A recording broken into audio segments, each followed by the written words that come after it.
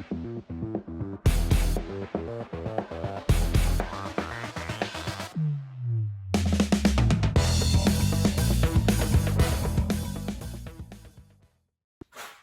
right, guys, welcome back to the channel. Today's tip is a good one on chatterbaits and how to make them come back to life and give them a little bit of a different look.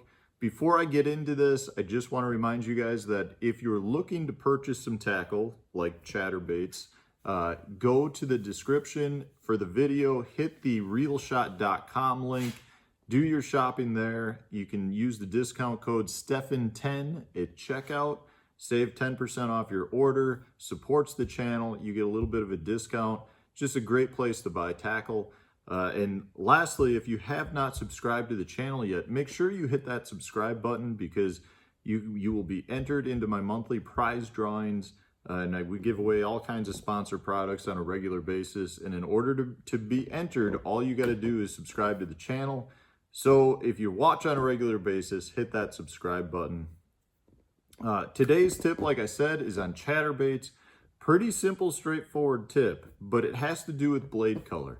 Guys, I am not a fan at all of silver or gold blades. I think they give off a huge amount of flash, which can potentially turn the fish off. I think the bait as a whole, has really good vibration in itself, but really good fish attracting capabilities.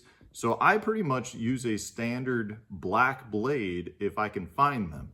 The issue is usually the black blade only comes on a black and blue or a green pumpkin variation of color.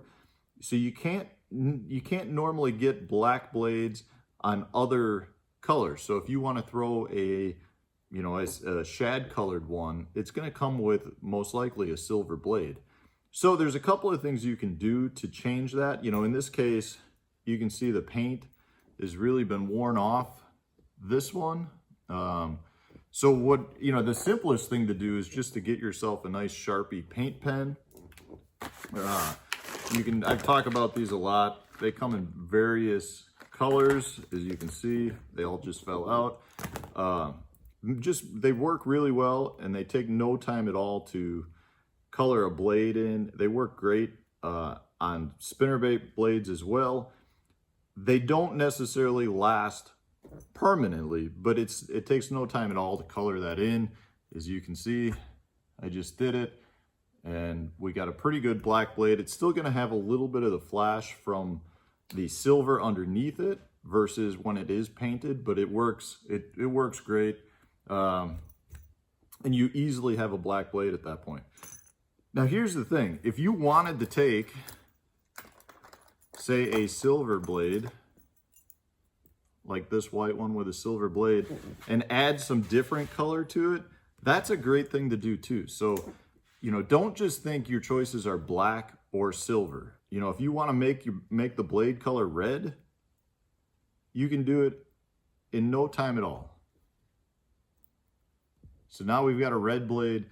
It's really something that the fish aren't seeing right now. They're either really used to just the silver blade or they're used to feeling the chatterbait come through, but they're not accustomed to seeing flash in different colors. So I really do like to mix it up with colors. My standard for sure is black. That's my go-to.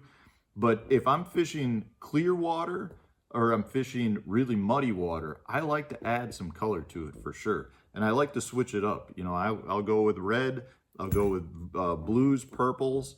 I'll even throw orange in there sometimes if I'm fishing really muddy water. I think orange shows up good. Red shows up really good in muddy water as well. Just a simple tip that will change the appearance of a chatterbait, which really at this point is one of the most used baits out there. It's one of those things that the fish are starting to get accustomed to. And you can change the appearance so quickly just by changing the blade color. And at the same time, you can bring, like I did with this one, you can bring a used blade back to its original color. It's a simple approach. You can use other stuff like nail polish. If you're using any sort of coat, whether it's a powder-based paint or nail polish, I just want to remind you guys to be careful that you don't over apply in certain areas. Because if you over apply on one side or leave a little bit of a gob of paint, you can potentially ruin the blade, in which case you won't get the vibration that you want. So you want to make sure you've got a really thin layer of color that's added. So just, you know, you definitely can bring the blade back with a powder coat, but just be careful that you're not over applying. When it comes to chatterbait fishing, I mean, I build my own rods. This is the CB 907 MHX blank. I use the 906 and the 907. It just kind of varies based on how heavy the weed is that's around. If it's thicker, I'll go with the 907, which is, you know, rated for baits up to 1 3/8 ounce. It's a blended rod. It works absolutely phenomenal for chatterbaits as well as swim baits. I've actually got a swim bait on this one right now, but it's a great rod for those because of the blend. So it's got a nice soft tip, but it's still got the backbone to drive the hook home. From a reel standpoint, this is a Abu Garcia Revo winch. I will mix it up with chatterbaits between a fast gear ratio and a slow gear ratio. In this case, the Revo winch is a slow gear ratio reel. And that's because the bite that I was on with the swim bait, but also a chatterbait before I tied the swim bait on, was kind of just feathering it through the grass. And I really like the slow reel because it allows me to feather it that much slower. Anyways, guys, bring your chatterbaits back to life with some paint pens, and at the same time, give it a little pizzazz by adding some different colors to it. Give the fish something different to look at. It will give you something that separates your chatterbait from everyone else's chatterbait. So check it out, guys. If you enjoyed the tip, hit the like button, subscribe to the channel if you haven't done so already, and share it on your social media sources. We get tips and tricks that come out every day. Thanks for watching.